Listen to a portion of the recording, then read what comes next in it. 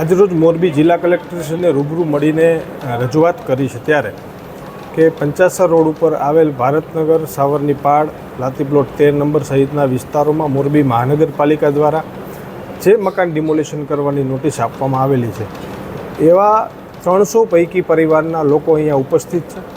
એ પરિવાર રોજનું કમાઈને રોજનું ખાવાવાળા પરિવારમાંથી આવે છે. તો ભૂતકાળની અંદર આવા પરિવારને ભૂતકાળમાં જે મોરબી નગરપાલિકા સંચાલિત કરોડો રૂપિયાના ખર્ચે જે આવાસ યોજના બનેલી હતી એ આજે બિલકુલ ખંડેર હાલતમાં પડી છે.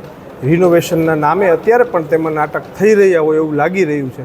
તો આવા પરિવારને જો ત્યાં સમાવેશ કરવામાં આવે તો ખરેખર આવાસનું જે સ્વપ્ન છે, આવાસનો જે હેતુ છે એ સિદ્ધ થાય એમ છે.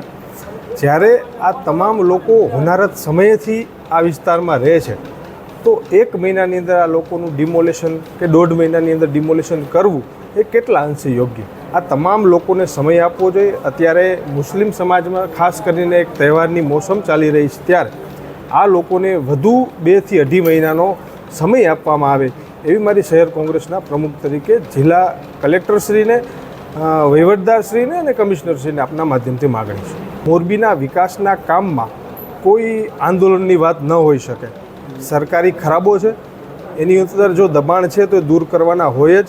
એમાં હું નહીં પણ આ સમગ્ર લોકો પણ સહમત છે. એવી કોઈ વાત નથી કે આંદોલન કરવું અને તંત્રને દબાવવું.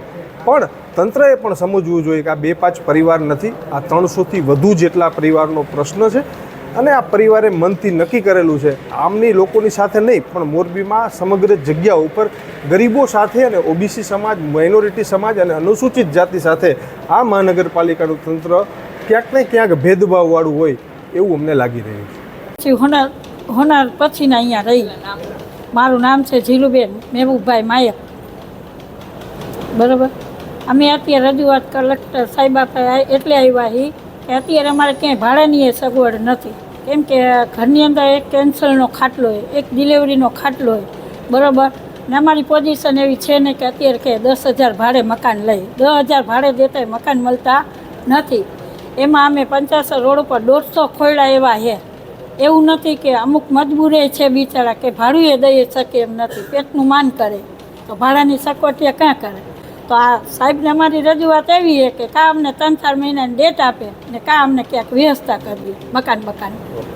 બરાબર. તો વળી ક્યાંક કાંઈક ગોતેમાં એટલા બધા 150 ખોયડાને મકાન ક્યાંથી મળવા ભાડે? અને ઓલા હોય છે એમ કે તમે મુસલમાન છો તો નથી દેવો તો જાવું ક્યાં?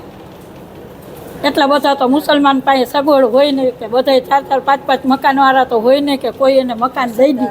અને બીજે અસનધારા છે, માણા વેચાતું લેવા જાય, હાલો પેટે પાટા બાંધીને આડાવરા ઊંચી ઉધારા કરીને લે તો કેના નામનું લે? અમારા પોતાના નામના દસ્તાવેજ ન થાય.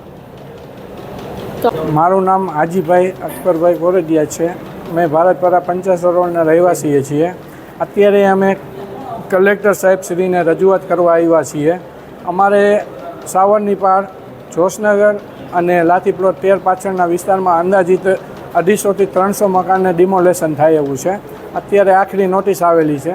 તો આ નોટિસની અમે રજૂઆત કરવા આવ્યા છે કે આમાં અમને થોડોક સમય વધારે મળે અને અમને છે ને ક્યાંય આવાસના મકાન હોય તો કલેક્ટર સાહેબશ્રીને અમે રજૂઆત કરીએ છીએ કે ક્યાંક અમને આવાસના મકાન હોય તો અહીંયા અમને સમાવેશ કરી દઈએ. કેમ કે ક્યાંય ભાડાના મકાન મળતા નથી અત્યારે. અને આ લોકો જો અત્યારે ડિમોલેશન કરશે તો આ લોકો બધા ક્યાંય જઈ શકે એવી પોઝિશન નથી. કેમ કે આ લોકોને રોડ સિવાય બીજું કાંઈ છે નહીં. ઉપર આસમાન ને નીચે ધરતી એના જેવું છે. ઘણા લોકોએ આવાસના અરજી કરેલી હતી. એ લોકોને હજી સુધી એ લોકોને મકાન મળ્યા નથી અગાઉથી.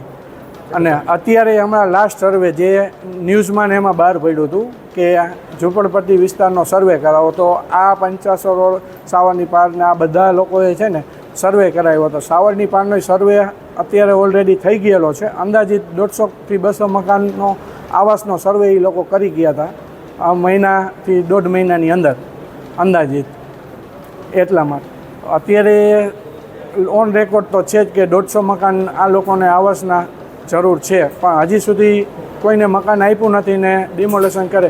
કેમ કે હોનારત પહેલાંના અહીંયા પરિવારો રહીએ છીએ. કેમ કે હોનારતની અંદર બધું પૂરમાં બધું તણાઈ ગયું હતું. ત્યારના લોકો રહે છે. પછી છણિયાવાળા છાપરા બાંધીને રહેતા, અત્યારે કાચા પાકા મકાન બનાવ્યા. 2023ની સાલની અંદર ડિમોલેશન રોડ કરવાની નોટિસ આપી હતી. ત્યારે અંદાજિત 220 જેટલા મકાન પડ્યા હતા. ત્યારે આપણે સાથ સહકાર આપેલો જ હતો. અત્યારે આપણે વિકાસના કામમાં સહભાગી જ છીએ બધા લોકો. આપણે વિકાસ થાય એમાં જ રાજી છીએ, કેમ કે વિકાસ અત્યારે જરૂરી છે શહેરની દ્રષ્ટિએ અને બધી તારીખે, કેમ કે વિકાસ ખૂબ જરૂરી છે. એટલા માટે આપણે વિકાસમાં કોઈ ઓલું નથી, પણ શું છે કે ક્યાંય આવાસના યોજનાના મકાનમાં વ્યવસ્થા થઈ જાય એવી હોય તો આ બધા પરિવારો અત્યારે આવાસમાં સમાવેશ થઈ જાય અને થોડોક સમય વધારે મળે તો જે લોકો સક્ષમ છે એ લોકો ક્યાંક ભાડે લે, કેમ કે શોર્ટ ટાઈમને દિવસોમાં ક્યાંય ભાડે મકાન મળતા નથી. એવી અમારી રજૂઆત કરવા અમે કલેક્ટર સાહેબશ્રીને આવ્યા છીએ.